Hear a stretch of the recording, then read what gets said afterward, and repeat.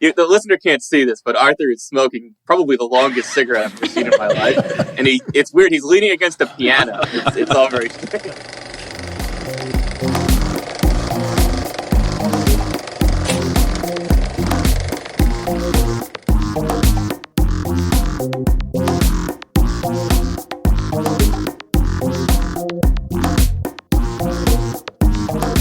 The New Brunswick Archaeology Podcast, featuring your hosts, Gabe Reinick and Ken Holyoke.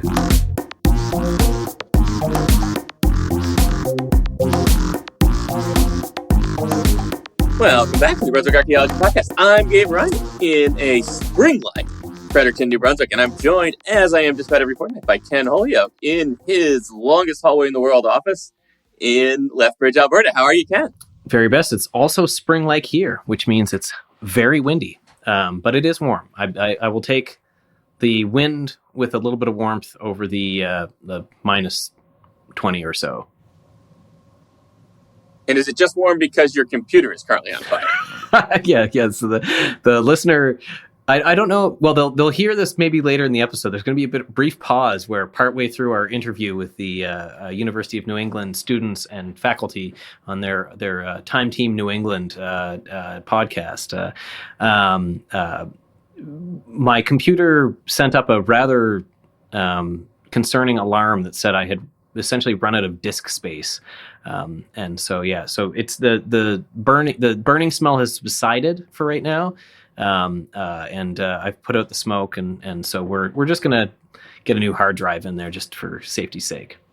Yes. The listener can't see, but Ken looks a little alarmed right now. Yeah. There are files that are backed up on the cloud, but there are also files on this computer that need to not disappear. And we've got a pretty exciting episode lined up for the listener tonight, where it's going to be, I think, the first time we've ever done a podcast about a podcast. Podcast about a podcast and an interview with people in studio. That's right. In a real studio. So we're going to be, and it was very impressive. It was a whole group of people in a studio, and those people were from the University of New England, and they were plugging their new podcast, which we'll be discussing, which was made in a History 399 class at the University of New England, and it's called By The Wayside. But before we get to that, Ken, the listener may have noticed that we have expanded somewhat here. We're not even just doing New Brunswick archaeology anymore. We're not even just doing Maine archaeology anymore. We're doing cultural criticism, really, of things about Maine archaeology. We'll see where you're going with this. Oh no! I just was commenting on the broad purview of our program. Yes, we do have a much broader perspective. We've gone all the way to the muskeg of northern Alberta last week, and places in between. Yeah, exactly. But one of the challenges that's presented, Ken, I think possibly to our reach, and we're happy with our reach. We think we've got, honestly, probably just about anyone who's interested in New Brunswick archaeology. Must be listening to this twice based on the metrics the listenership numbers. Yeah. Yeah. But the listener might have noticed that we're still, despite that, called the New Brunswick Archaeology Podcast. And we've wondered a little bit if it wouldn't make some sense to have a new name for this podcast. Isn't that right, Ken? That's right. Yep. It's always welcome. We still haven't hit that perfect one yet, though. Yeah, and if the listener did have a new name for this podcast, where would they send it if they weren't going to do it on a note card taped to a bottle of Balvenie Scotch? They would send that to newbrunswickarchaeology@gmail.com. That's New Brunswick Archaeology, all one word. Archaeology spelled ARCHAEOLOGY. newbrunswickarchaeology@gmail.com. That's right. And if a name did come into that email account that we thought was suitable, they're not just suitable, but ideal, really, for this podcast, we would never just steal the information of one of our listeners. We wouldn't just take that. We would want to make sure that they were well compensated and rewarded for their efforts. And, well, Ken, as I mentioned, tonight we've got a truly excellent show planned for the listener. And keeping with the theme of tonight's program, Arthur Anderson and Eric Zuelow have agreed to provide the lucky listener who renames this podcast with a special shore dinner for the aforementioned lucky listener and 5 of his or her friends. The whole thing's going to unfold at the campus of the University of New England, right where the Willows, the shore dinner hall you're about to learn about, was. And now, of course, it's a lawn of the Kerry Hall at the University of New England beside a pretty creepy statue that's made of chicken wire and beach cobbles. But listener, Arthur and Eric are going to transport you to another time. A time before antibiotics.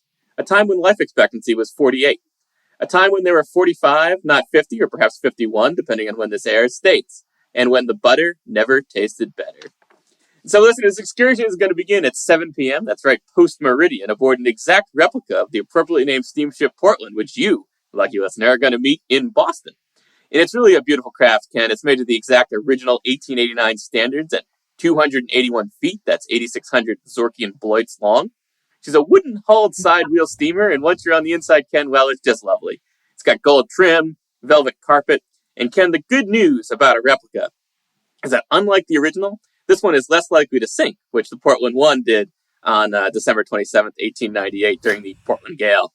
And according to Wikipedia, at some point during the storm, Portland sank off Cape Ann with all hands, the exact number of which cannot be determined, as the only known passenger list went down with the ship. And as you know, Ken, this makes it virtually impossible to calculate in MNI, which you would do by taking all the hands and dividing by 2.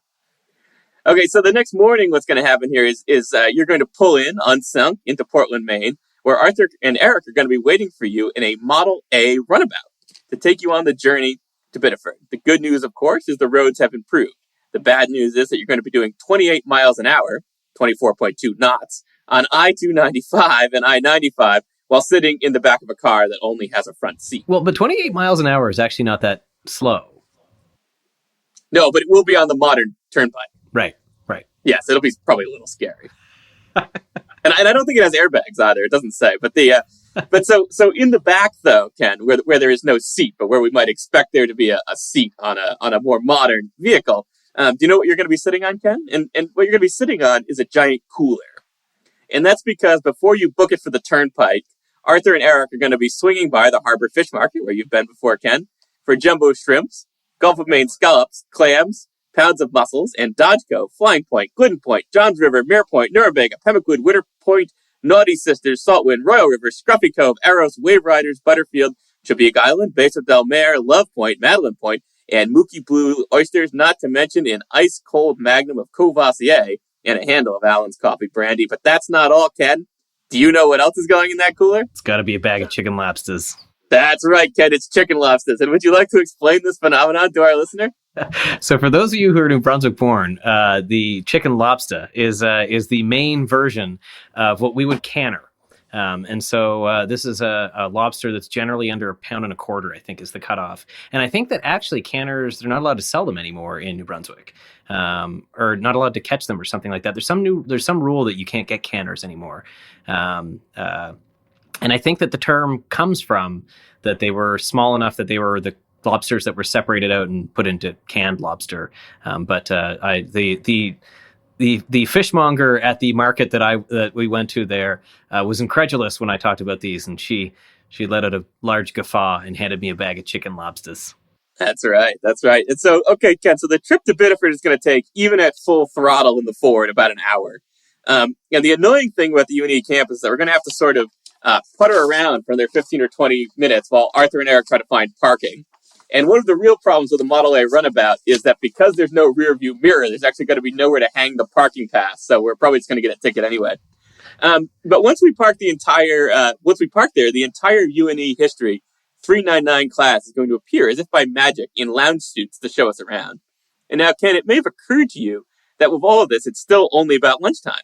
So in true Maine fashion, Arthur and Eric have arranged for the lucky listener to enjoy ham Italians at the UNE site, where they'll offer an insightful lecture with illuminated slides about Champlain's description of an indigenous village right there at the mouth of the Saco River. And then we've got a real treat, Ken, cocktail hour. Do you know what other Maine-related ship sank in 1898? I don't. That would be the USS Maine, which exploded in Havana Harbor while protecting American interests during the Cuban War of Independence. It either got blown up by a mine or things got a little too hot in the coal room. Either way, the recipe for that drink, which is, I have to say, delicious, is a half teaspoon of absinthe, 2 ounces of rye whiskey, 3/4 ounces of sweet vermouth, and 2 teaspoons of Heering cherry liqueur. And we're going to garnish that with a branded cherry. And once we've polished off a few of those, Ken, do you know what time it is, Ken? It's going to be aperitivo time. Oh, excellent. And Arthur and Eric have cooked up a lovely traditional Maine cocktail for us to enjoy while they prepare a shore dinner. And that cocktail is a classic Maine delight that's called a burnt trailer. It's 1 part Allen's coffee brandy and 2 parts Moxie. And the lucky listener will be enjoying those while snacking on some sardines and saltines and watching Arthur and Eric cook, of course. Oh, and I almost forgot to mention the music. We've arranged for a gramophone to be set up right there on campus and for a series of wax cylinders to be available to provide the lucky listener with not just a sensory journey, but an auditory one. So that will be belting out hits like The Amorous Goldfish and I Guess I'll Have to Telegraph My Baby. And then, Ken, it's dinner time, and I can practically smell the butter melting already. The lucky listener is going to be treated to the aforementioned seafood, that's right, even the steamers, boiled alive in their tender little shells, their screams filling the gentle sea breeze. And that seafood spread is going to be accompanied by corn on the cob, also slathered in butter. In fact, everything is going to be slathered in butter until we get to dessert. That's right, lucky listener. For dessert, the lads are prepping a special blueberry pie. The crust is practically 90% lard, the rest is butter, made in Griswold cast iron skillets, carefully restored to their former glory by Arthur himself, and topped with a healthy portion of Maine's favorite Gifford's ice cream. And that's going to be accompanied by an espresso martini made with 22 vodka Carabasset Coffee Company espresso, Maine maple syrup, and you guessed it, 4 ounces of Allen's coffee brandy. At this point, Ken, the lucky listener might be wondering any number of things. Among them, where am I? How did I get here? Who am I? Well, Ken, that's why we've scheduled part of this whole experience to take place on a campus of what is now a medical school. At least half of those students were EMTs in college just to try to nail the entrance exams. And look, the rest of them will be happy to look at you and ask if you'd snuggled an armadillo and gotten a bit of leprosy lately. Nonetheless, at the appointed moment, they will emerge holding an LL Bean Wicked Plus throw to load the lucky listener and friends onto to return them to the Model A and get them on their way back to the Lincoln Hotel, which is a converted mill that recently received a Michelin key. Right there in Biddeford. Oh, wow. Now, Ken, I could go on and on about this experience, but I think at this point, the lucky listener can already smell the butter, feel the pop of the oysters on the tongue, and taste the coffee brandy in that burny part of their noses. So where would the lucky listeners send their new names for this podcast to win a once-in-a-lifetime experience at the mouth of the Saco River? Well, they would be sending that to newbrunswickarchaeology@gmail.com. That's New Brunswick Archaeology, all one word. Archaeology spelled ARCHAEOLOGY, newbrunswickarchaeology@gmail.com. You can also find us on Instagram. You can do a hashtag or a throw out or DM us at new_Brunswick_archaeology. And you can also visit us on the web at newbrunswickarchaeology.com. That's right. Ken, if you look in that mailbag, what do we have in the mailbag tonight? So we don't have a ton of mail. We do have somebody who was a late entry to the book draw. So Tim, sorry, we got that in after we made the draw.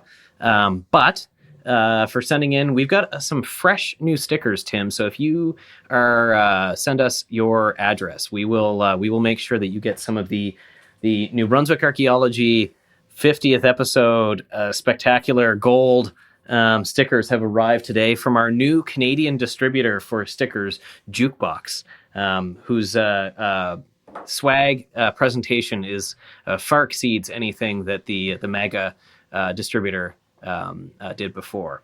So Ken is surrounded by tissue paper that I believe they wrapped it quite nicely. Very nicely. These very sturdy box, nice colors. I got some nice Jukebox tissue paper. So we've got a fresh tranche of 3-inch stickers, and in both the original New Brunswick Archaeology podcast design and our 50th episode spectacular, the golden anniversary New Brunswick Archaeology stickers. And then that's right, we've got trad and we've got gold lame. Exactly. So and then beyond that, this is a very old communication that I actually had not come across. I didn't realize that Google sorts our emails a little bit differently. And I clicked on, in Gmail, I clicked on the social tab, which I had not been looking at before.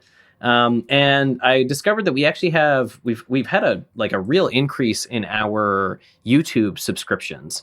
And I'm actually not sure what we're up to now, but I should check that briefly here. But I wanted to say thank you to Officer Hampton, who sent in a couple of suggestions for names. This was back in July of 2023, so this is an almost 2-year-old comment on our YouTube channel. Well, thank you, Officer And Hampton. it says, okay, you asked for podcast name suggestions. Archaeology Now, Compositional Analytical Palooza, Dig in New Brunswick, Excavate This. Is this all one name? No, these are different ones. They're separated by exclamation points. So I'm giving some emphasis here. Yeah. Archaeology, Schmarchaeology, or just plain old artifacts. So, all right. Thank you, Officer Hampton, for those suggestions. Thank you, Officer Hampton. Yeah. And thank you for tuning in. Yeah, we've taken them into consideration, and because it was so late in getting to your contribution, you're actually going to be eligible for this amazing package in Biddeford. That's right. We will take we'll take it under consideration. Yeah. So our error could be your gain. Exactly. But that's it for the mailbag right now. All right. Well, thank you. And we always enjoy getting listener mail. And so, Ken, I think we're about ready to go to the main event now. But we should say there's not going to be a hit piece today because essentially the whole show is a hit piece, and that hit piece, which you will hear about and which we'll put in the show notes, is the podcast that the folks at UNE's HIS 399 course have put together. So I think without further ado, maybe we'll just hand it over to the UNE folks. Yeah. So thank you, listener, and we will talk to you in a fortnight. We got some exciting episodes coming up here, and Gabe, I think the next time we're going to talk, you're going to be back from vacation. Is that correct? I'll be back from vacation. Yeah, just fresh as a daisy. Fresh as a daisy. That's Excellent. Right. All right. Talk to you soon, listener, and enjoy the show. Talk to you soon, listener. Today we're joined by Eric Zuelow and Arthur Anderson and members of their team-taught HIS 399 class at the University of New England in Biddeford for something we haven't done before, and that's a podcast about a podcast. The podcast and accompanying blog, called By The Wayside, follows the class's archaeological and archival efforts to identify a building that appeared in some early photographs of St. Francis College, which is now part of the University of New England. The documentary-style podcast includes a description of the archaeological work, interviews with historians and descendants of people associated with the building, and all done with narration by the class. I binge listened to this a few weeks ago, and I highly recommend it to listeners of the New Brunswick Archaeology podcast. And I understand it will be appearing on the typical podcast services soon, the kinds that you listen to this podcast on. But in the meantime, you can access the audio and the blog at sites.une.edu/UNEpast. That's UNEpast, all one word. sites.une.edu/UNEpast. And we'll also put a link in the show notes. Good. So welcome, everyone, to the podcast. I thought maybe we just begin so the listener could get a sense of what you sound like, because me saying your name won't help at all. If we could just start with Kai and go around and have you each say your name. Yeah, welcome to the podcast. And before you guys get started, you'll notice that their audio is probably going to be better than our audio because on top of this being a podcast about a podcast, this is the first time we've interviewed anybody who's in a studio, like a real studio. It's pretty spiffy. That's right. So, Kai, can we start with you? Yeah. Hi, I'm Kai, and I'm really excited to be here. Thank you. Thank you. And Marissa? Hi, I'm Marissa. Thanks for joining us, Marissa. And Peyton. Hey, everyone. My name is Peyton. And then thank you very much, Peyton. And then Arthur, who's no stranger to the New Brunswick Archaeology podcast. No, but I'm a stranger to sounding this clear on it. It's true. It's true. And then Eric. Yeah, I'm not sure you've ever sounded this clear just in person. It's remarkable. I'm Eric. Thank you, Eric. The listener can't see this, but Arthur is smoking probably the longest cigarette I've ever seen in my life. And it's weird. He's leaning against a piano. It's all very strange. So it's the smoking jacket is what's really getting me. It's not, and the fez. Where do you even buy a fez? On the internet, Eric. He You can looks get like anything on a the very internet. young Shriner. So I thought maybe we could just start a little bit by saying what your podcast was about. And so it was a class project, and it focused on two buildings near now what is now DeCarry Hall at the University of New England in Biddeford. And your listeners, when they visit your podcast, are going to know these buildings as the Willows and the Wayside. And people who visit the UNE campus now will know this location because it's got that extremely strange chicken wire and rock sculpture of a kind of, I think, a person sort of hunched over with all those rocks held together by chicken wire. But why'd you become interested in these buildings and in that location? Well, I guess I'll start. Yeah, I mean, I was a department chair, and I had been regularly visiting the dean's office, as one does in that position, and they used to have this picture up there. I had just started teaching some environmental history courses, and I was immediately struck by the fact that there's a pond in the picture where there's a parking lot now, and I was kind of struck by that. And then as I looked closer, I saw this house that isn't there anymore because we have our chicken wire rock structure. And I became very, very curious about what this building was and what it had been and why it was there and why it wasn't there now and where the pond had gone and you know, all of these sort of questions. And at about that same time, because I was teaching some environmental history, I'd had Arthur come in to talk about the earliest history of this campus and his work down near our Marine Sciences building. And we got to talking about what it would mean to try and explore this house archaeologically and historically, and you know, what we might do together to uncover that and to explore the different disciplinary assumptions, I guess, that we have as historians and so forth. And as he started coming into my classes to talk about his work, we found in our classes we were having conversations about history and archaeology and what that meant, and so it seemed like something to talk about. That's great. We should say, Eric, you're a historian. I am. And what do you study primarily? I'm a historian of modern Europe. My specialty is actually the history of tourism and also national identity. So then the interplay of those two things. Excellent. Cool. What was your perspective, Arthur, on the origins of this project? And tell us about sort of when Eric first had you come in. And it was a lot of fun to start talking to students who are thinking about the past in some different ways and start to parse those differences between, I mean, I think for a lot of people, archaeology and history are kind of interchangeable because they're about the past. And so we had a lot of conversations that ended up being sort of structured around methodology, which was a surprisingly fun thing, at least for us, to talk to students about. And Eric had been looking at the much more recent history and environmental history of our campus. And I'd been looking more deeply into the past, and was kind of struck by, for all that I was losing sleep over what was there 3,000 years ago, what was there in 1952 was not really on my radar at all. So thinking about some of those transitions on what turns out to be a really sort of interesting landform, interesting cultural and ecological place in the landscape with the river and nearby Biddeford Pool and a lot of different things going on.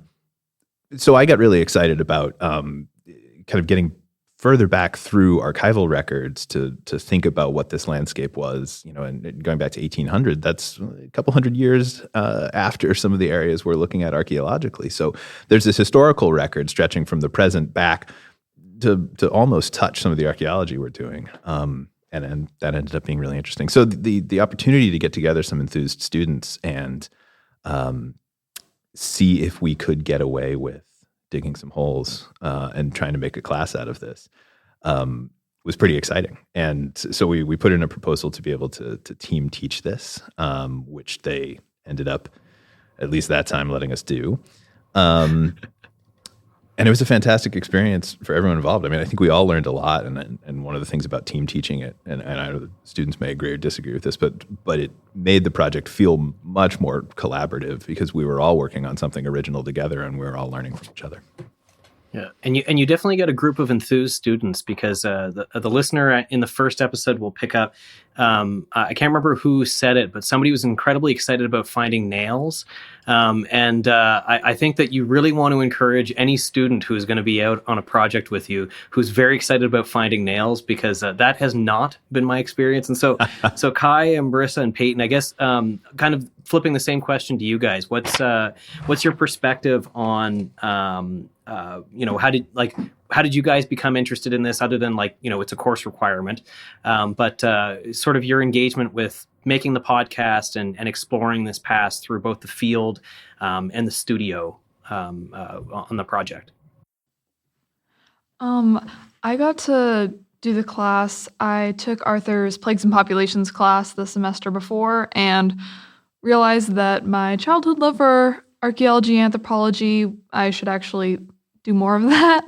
So when I saw the class was being offered, I'd always wanted to do archaeology, and it ended up being one of, if not the best class that I've ever taken on this campus. Due to the team teaching. Did you hear that, Dean? Yes. It would be amazing to offer again. So many students need to take it. Please. But it was such a unique experience. Like we've said before, it made us feel like professionals. We had a lot of collaborative time. The whole project was collaborative with students and professors. We got to do whatever we wanted. So if somebody was interested in getting knees deep into the pits, basically, they could do that. If somebody just wanted to observe and take notes, they could do that. Sifting, everybody had their individual role that we all just kind of fell into, which was a really unique experience as well. And then same thing in the archives. We did some independent research and then got together with people who were interested in the same things that we were in order to create the podcasts that you guys listen to. Right. And so that was Marissa, listener, just in case you didn't immediately identify the voice, despite the excellent studio quality sound we're getting. And so I wondered if perhaps Kai or Peyton could tell us, and we're being careful to not completely spoil the podcast for the listener, because we think they would really enjoy listening to it. Just what time period does this podcast consider? And aside from the mystery of the Willows, what's kind of the social context of Biddeford at the time your research was considering? Well, I mean, my episode was mostly just on the family that built the houses. So, that time period is like mid 1800s up to like, I think the latest we went was 1930s-ish, when kind of as far up as we know that they were in those houses.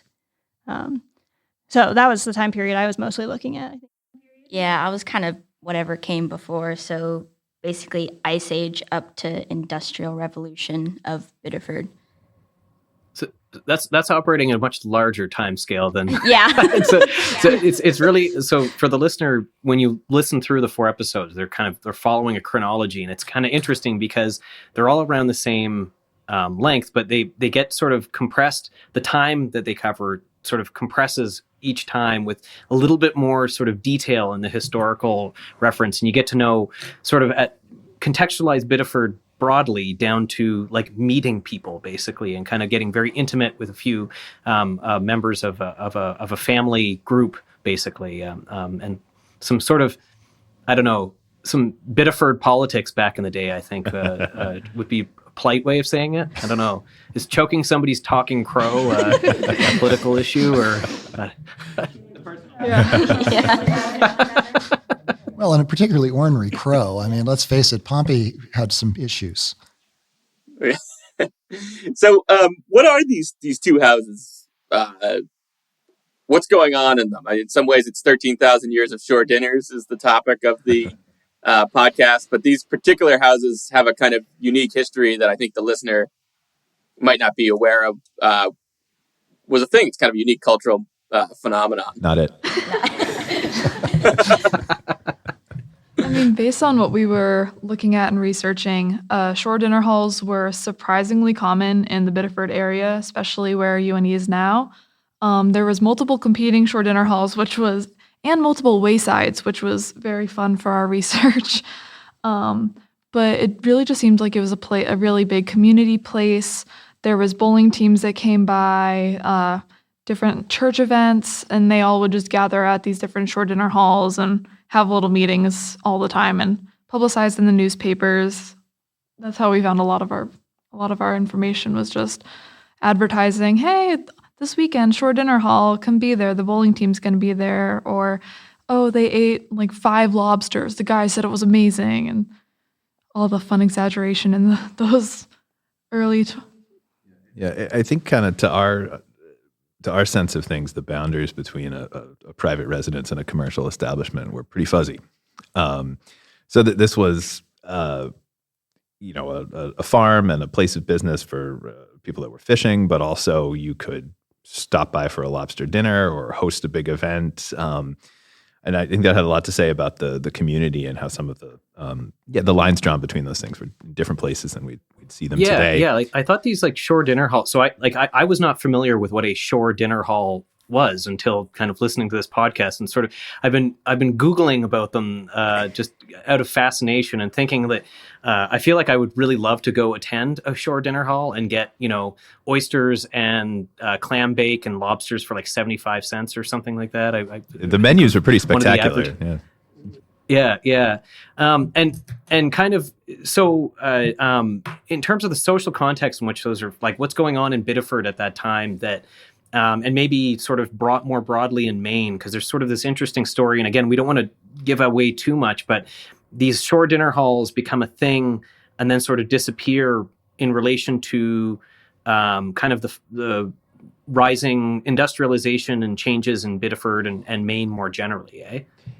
Yeah, I mean, I don't want to step on the toes of a historian of modern tourism, but we see a bit, it's an industrial shift as the center of the community moves upriver towards the falls.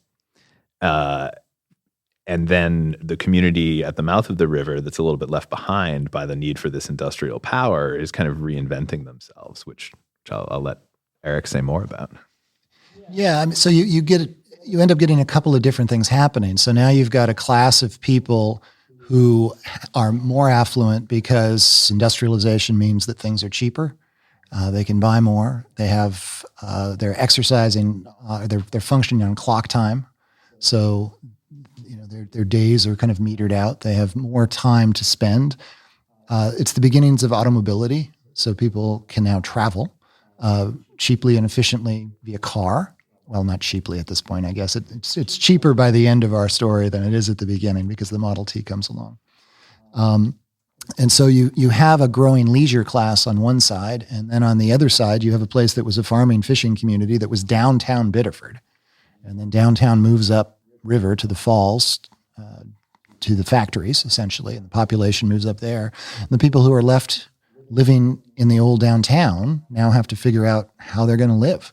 What are they going to do? How are they going to make a living? Well, hey, we've got this large new leisured class that we can start to serve by giving them food.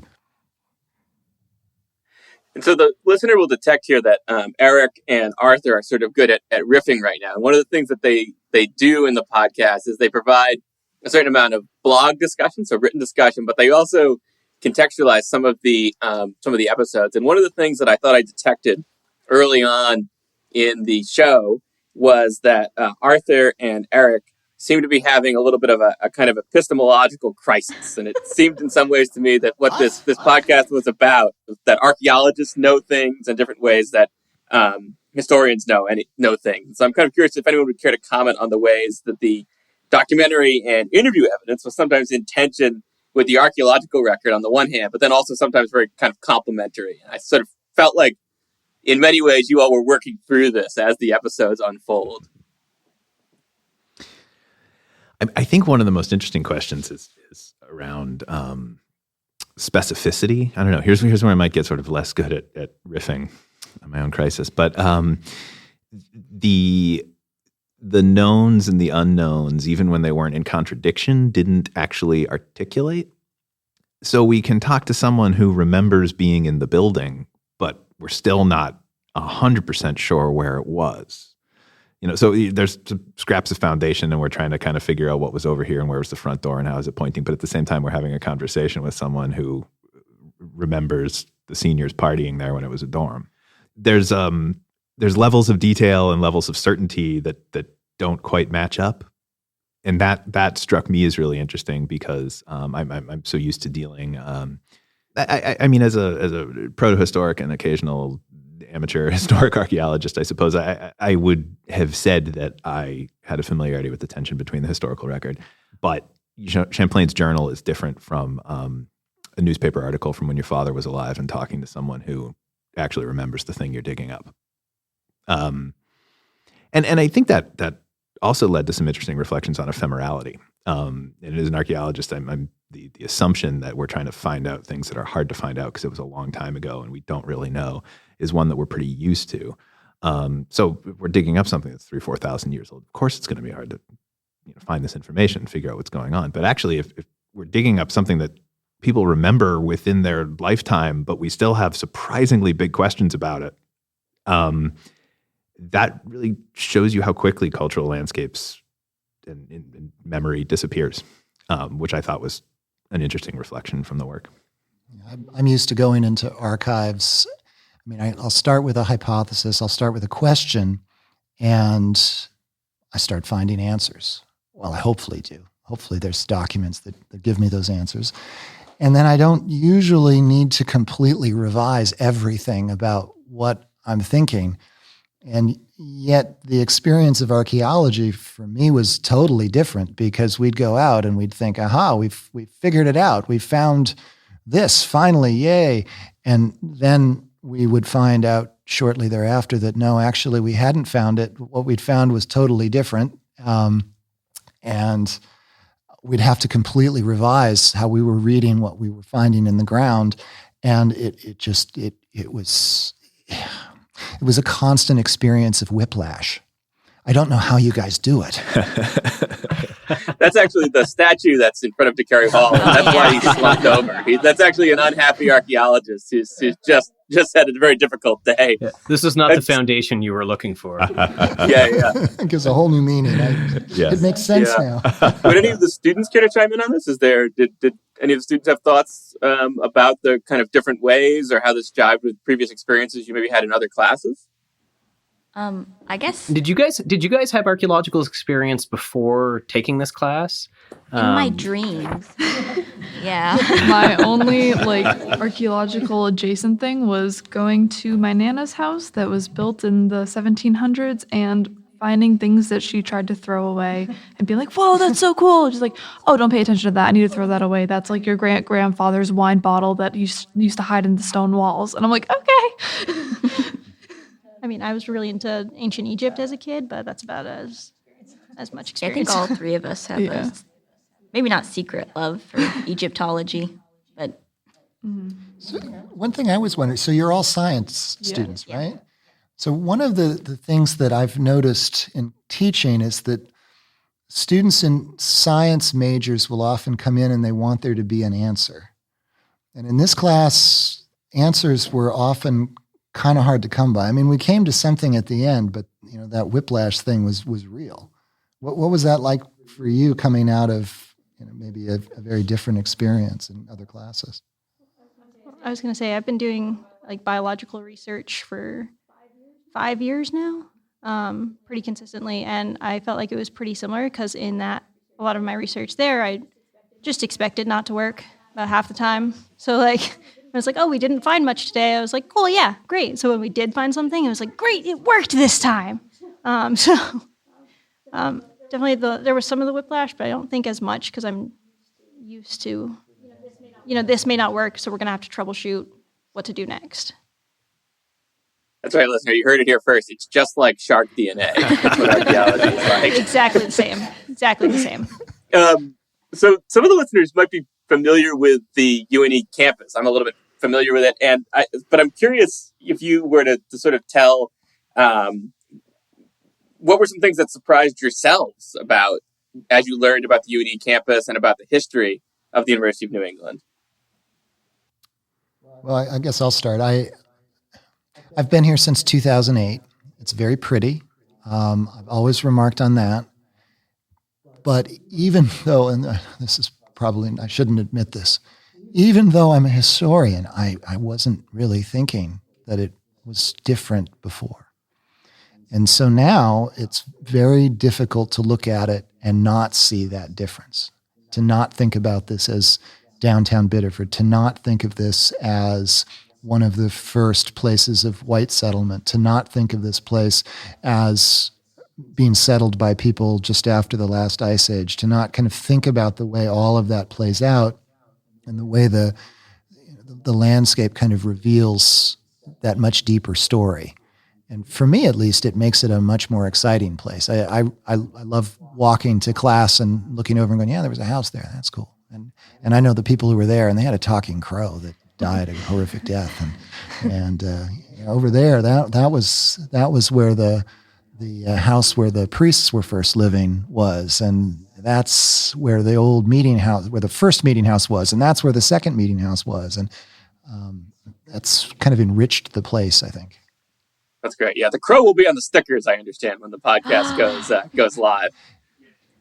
I think it should be the new mascot. Yes. Yeah. Oh, there we go. Yeah.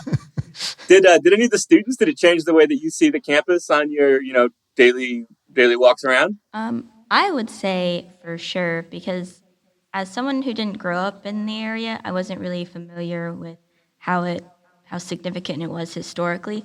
So figuring out that all of the things I had learned in history class way down in the South, that I was standing on the land where it actually happened, and it was kind of startling because I'd never been anywhere old in the United States.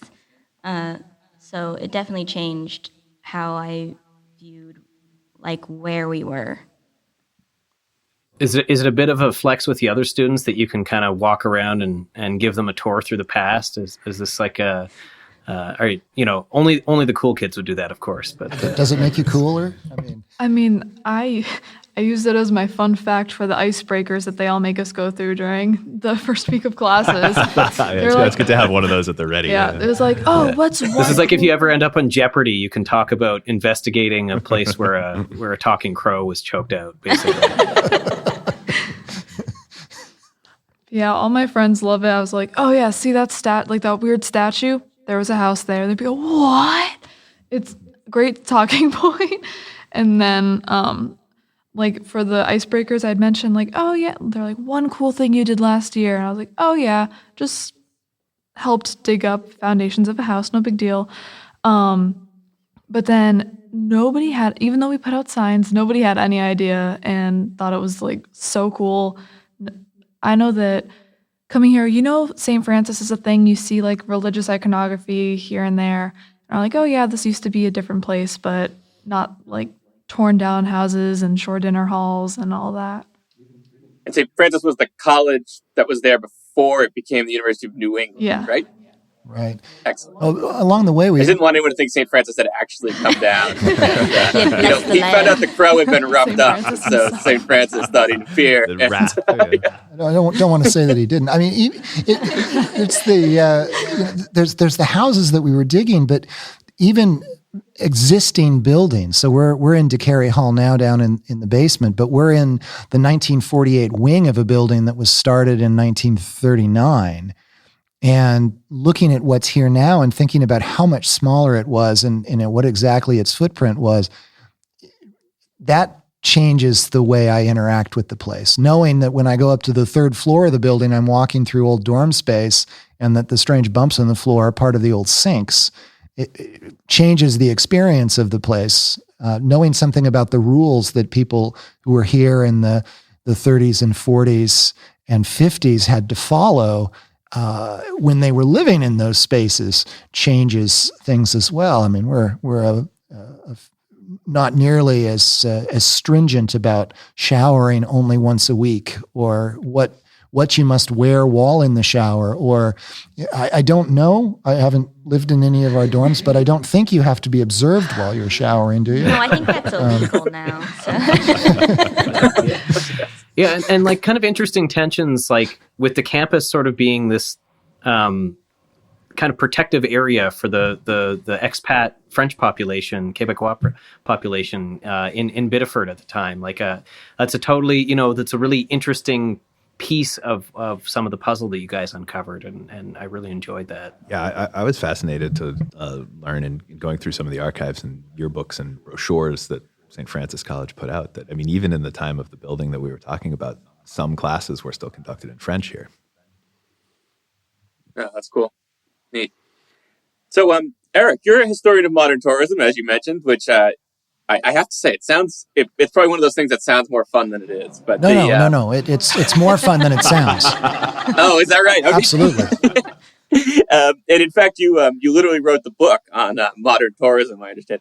It's called A History of Modern Tourism. And has this project opened up any other areas of tourism research you're interested in Southern Maine? I was sort of curious about that as you were discussing, kind of local-ish tourists coming in for these shore dinners and the boat trips they could take and that sort of thing. Yeah.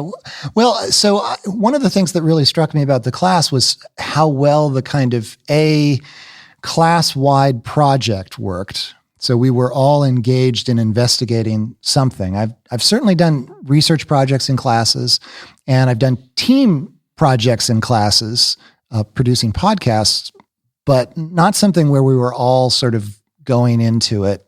It wasn't that Arthur and I were entirely blind. We'd done a little bit of research beforehand, but intentionally not a lot. And so I'm interested in continuing to do that. One of the things about this area is it is a kind of leisure economy. Biddeford Pool is very much a summer vacation place. People come back year after year to stay.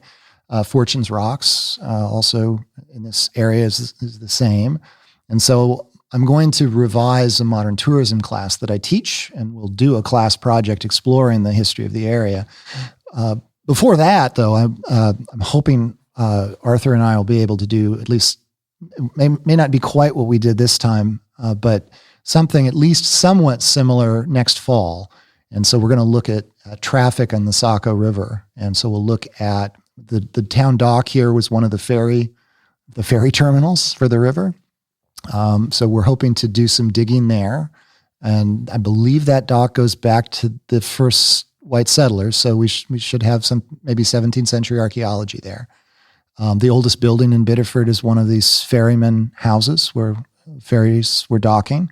And so, I think we can explore that as a group and then try and kind of create a story about how people moved up and down the river. So that'll be something we do this coming fall. I'm getting a sense that we've put the hooks into you. Oh. Well, I wanted to be an archaeologist when I was a kid. I went around in my old neighborhood. I had digs. I wouldn't have called it a midden at the time, but I was digging in a midden. I found what turns out to be a valuable 7-Up bottle. Oh, very cool. So, that's something. So just on artifacts before we get too far away from things, I was fascinated by you guys being excited by nails, and so and clamshells. So I guess my question to the students, like, what was something that you found during the excavation that was particularly exciting? What's your favorite nail? I mean, mine's rosehead, but that's just a bias of my part. I think in the test pits we were digging, probably one of the most exciting ones was we were about to kind of finish up with one of the pits, and then we found a huge chunk of like pottery, which we believe to be a piece of a sink. And then right next to it is a huge like rusted pipe that was still in the ground.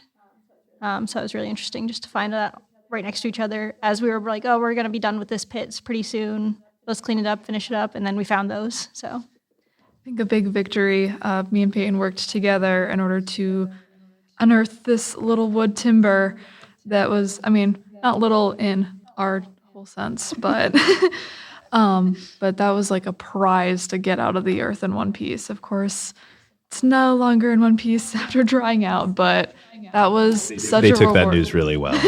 Yeah, I still cry about it. Yeah. Yeah. only in private. They pretended to take that news really well. I found a nice chunk of plate as well. That wasn't in our pit. Yeah. Yeah, that was in the other side of the dig, yeah. I was excited about part of a doorway. That was very exciting to me because it started helping us actually position where the house was. And we went through various iterations of what it was we'd found and so forth. But I think in the end, it actually really helped us situate where the building had been. Very cool. Great. So any advice for faculty members who are thinking about including a podcast component in their courses, other than if they're interested in modern tourism or the fairly recent history of Biddeford, they should listen to yours? Well, I would certainly advise them to have you guys come in and advise us on how to put together a podcast. I think that would be a first. Yeah, that was helpful. And yeah, thanks thank for you. coming in. See, we should have gone really meta and recorded that conversation so that we could have a podcast about us telling you how to podcast. That would be amazing. Next time. Emmanuel, if you could put in the time travel sound right now, that would be Pushing great. noise right now, hitting light speed. Here we are in a classroom to carry on. You just remember everything you said. Yeah. I thought it was great. I enjoyed doing it, and I think the students did a great job. We were lucky to have some resources in terms of a recorder that and some equipment that allowed them to do that, which I think was ultimately really important to. They sounded good, right? They sounded better than I usually do when I'm on this podcast and in my car or something. So it sounded pretty polished, and we were able to pull that off. But I wasn't completely sure we were going to be able to do. And I think it gave it was another way to do things, rather than writing a paper or something like that. So it was really interesting to sort of advise and supervise. I think there was a bit of I don't want to say a leap of faith on our part, but it's one that you can draft a paper with a student enough times. By the time they turn to the final draft, you pretty much know what's coming. But we had, there were some crossed fingers. It was very nerve-wracking. I mean, one of the things that was very striking about it was that it, by necessity, had to come together in the last couple of weeks of the semester. We were still digging in archives and collecting some oral history and so forth, like 3 weeks from the end of term. And that meant we were still piecing together the stories to tell. And so when we finally came together to sort of map out what the episodes were going to look like and to kind of think about the narrative arc and to think about the format and so forth, there really wasn't much time, which was nerve-wracking for Arthur and I, and I'm just going to guess much more so for the students. Probably a little bit, yeah. So, I mean, how did that work for you guys? I mean, I know it was stressful. I mean, we've talked about that, but how did you kind of process the fact that you had to suddenly pull together 15-minute episodes on the fly, really? I mean, for me, it was much nicer and it made way more sense to do it versus a final essay that's like, oh, just come compile your whatever you learned and do it basic essay format. Because we had done so much actual field and like digging and archival research, making a podcast in order to educate the people made way more sense than just another essay that we've written a billion essays throughout our college careers. And even though it was really hard finding a space, a time that worked with everybody, I feel like everybody I've talked to felt really proud and thought it was a really cool experience, even though it was a little bit stressful. Having our little sections come together and create this giant project was a really nice way of finishing out the class. Yeah, and you guys should be proud of it. It's like it sounds excellent. Like the production quality is very high. So that definitely, we'll have a link to it here. But as Gabe said, we would highly encourage our listeners. I think if you were listening to this podcast, you would get quite a bit of enjoyment out of this one, out of their. If you like our podcast, you'll love their podcast. Exactly. Yeah. It even has production quality that goes beyond we should really get a manual to kind of do a little bit more of the to get the emotional cues in there with the music. Oh. Right? That's true. We could do that. And one of the other things that I actually kind of enjoyed about the podcast was it's kind of a documentary style podcast. So it's and it kind of unfolds in that sort of Ken Burns tempo that I enjoyed listening to it quite a bit, and mixed in with a bit of play-by-play commentary. Maybe early Ken Burns. I mean, this was not like 9-hour episodes, so. Okay, yeah, but thematically, right. I guess. It wasn't like if Ken had tried to do a documentary podcast. It really was amazing that it came together so well. I mean, because again, I can't emphasize enough how quickly everybody had to pull these things together, and then how well it gelled. The meetings, the editorial meetings we had, kind of mapping these things out, were at least as much fun for me. They were what I've always wanted to come out of these kind of podcast planning meetings when I've done it previously. And so even those meetings were, I mean, the digging and the archives, I mean, that was incredible. But those meetings, it was like sitting around a writer's table, I don't know, plotting The Simpsons or something. It was really fun, and the creativity and the willingness that students had to push back when they didn't think some idea that Arthur or I had made sense, because they had another idea in mind, and that meant that it was really their product, and super entertaining. I mean, so it sounds like apart from a documentary about the making of your podcast for next year's version of this, what are the next steps for the project? And maybe, Arthur, sorry, I interrupted you there. Maybe you're getting to that or building on that. Oh, no, I was just going to say, this may sound callous in front of the students, but I think the time pressure, the real world pressure of producing something that's not just going to get graded, but people are going to see it. And actually the time pressure and the way that forces you to make some decisions, and sometimes bold decisions, was good. And we really saw that when, Eric and I came up with a few dumb ideas, and students were like, no, we're not going to do that. Great. I like that decisiveness. But yeah, in terms of next steps, I mean, I think finding some ways and working out how to do these things through university administrations and where facilities would or would not like us to dig a hole, and working with all of this within kind of a class schedule. As archaeologists will know, doing this once a week is challenging, even when you have a 3-hour block. But I think there's some investigations that we'd like to continue and kind of keep some of this rolling. And we're also working on writing up, we dug some holes, so we got to write reports for the university facilities and for the state. But we'd also like to kind of continue processing, thinking about this, and maybe write a little bit about the experience for other archaeologists, and understand that variations of archaeology on campus, and thinking about ways to do that is kind of a conversation that a lot of places are having right now. And we'd welcome people getting in touch with questions about how this went or how we apply these things. So we're thinking about both the information we're finding, but also sharing this experience and how this came together and what worked and what didn't, in hopes that more places have more ability to facilitate these kinds of experiences for students and for faculty. Well, thank you all so much for coming on to the program. We really appreciate it. I really enjoyed the podcast. And so thank you, Kai Watkins, Marissa Carter, Peyton Stevens, and thank you, Arthur and Eric. And thank you, Janelle Stafford, who I understand is in studio with you, making Arthur sound particularly dulcet today. And I highly recommend to all of our listeners your podcast, which you can access currently at sites.une.edu/unepast. And we'll also place a link to that in the show notes so you can find it. And I hope you all enjoy that and all check it out. Thank you so much for joining us to discuss your project. Thanks everybody. It was nice to meet you. It was fun. Eric, and nice to meet you, Kai and Marissa and Peyton. And thanks for coming on. Nice to meet you too. Yeah, thank you. This was fun as always. Thanks a lot.